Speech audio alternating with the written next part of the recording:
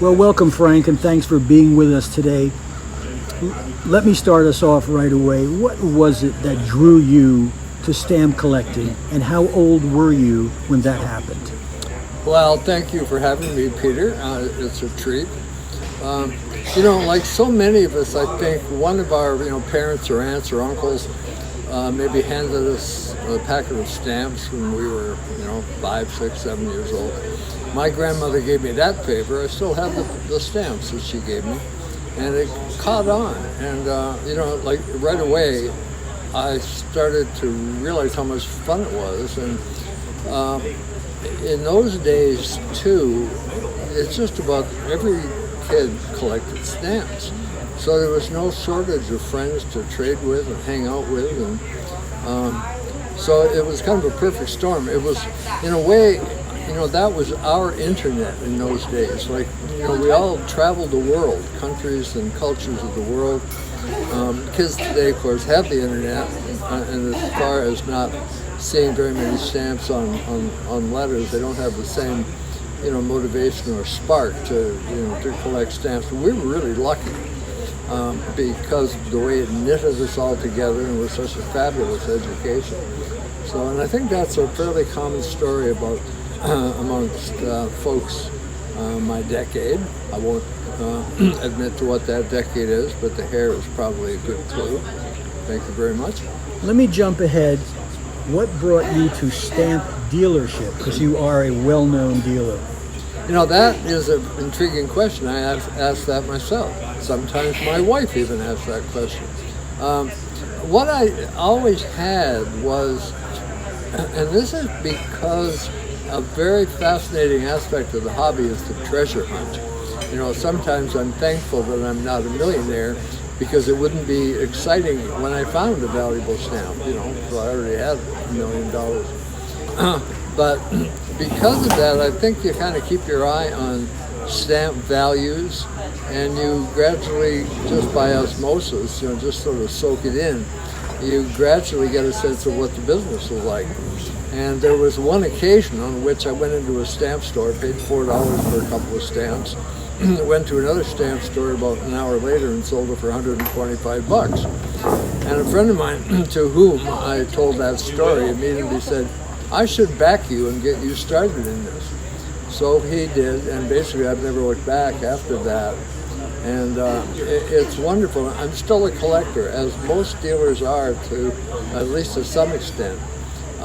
And it's fun to be on both sides of the street because it's all about the love of stamps. Obviously, there's a commercial side to being a dealer, but all in all, it's just kind of a wonderful recipe for enjoying, the hobby.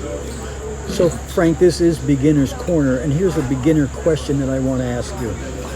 Most of us who are beginners, and I am, don't know where to buy stamps. In other words, what do we look for when I go to a dealer? What should I ask the dealer? What do I need to know? And where does the trust factor work in? All of those things. If you are lucky enough and able enough to meet a dealer in person, which for the most part is at stamp shows these days, because there are very few stamp stores anywhere now like there used to be, I would be open just the way you phrased that question. And tell them you're a beginner, you'd like to have a whole lot of fun, get started, to check out some different directions so you can decide what you want to collect.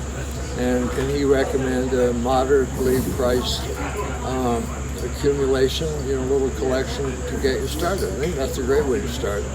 Now, if you're savvy online, which so many of us are now, eBay is a wonderful place to buy stamps. The only thing about that, which is a little risky as far as being a newbie goes, it's kind of the Wild West in a commercial sense. And you have to make sure that you're not overpaying, and also that you're dealing with somebody reputable. I usually go by the percentage up at the top right hand on a page, which gives you the satisfaction rate of customers. eBay is pretty good at protecting buyers, particularly. If you go on eBay and you want to get an idea of what the actual market value of stamps are, which will give you an insight into what you should pay, if you go to the left and scroll down, you'll find a button to click called Sold Items. So if you have, say, searched hunger, for example, and then go over to the left, scroll down, click on Sold Items, then you'll get an idea of what it's selling for. Because catalog value is basically, it's a reference value which has evolved over a century and a half by dealers, and it gives you an indication of the relative rarity of stamps. But each market, the percentage that a stamp will sell for depends on the health of that market.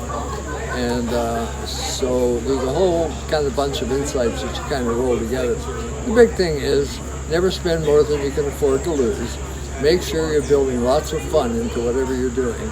And don't worry too much about, the investment aspect or, what its value would be in the future. Just have fun with it. Don't spend more than you can afford, and join a stamp club. Fabulous way to do it. Most towns have a stamp club within driving distance, and that's a great way to put your head together with other collectors. Okay, I've got one more really quick question for you. Someone comes to you and says, Frank, same as in my case, I collected stamps when I was 7, 8, 9, 10. I stopped. Now that I'm in my 70s, I'd like to pick up again. What is your really quick answer to that person? Is there something he or she should do? How about collecting American? Should I collect this? What should I collect? Give me a real quick answer on that.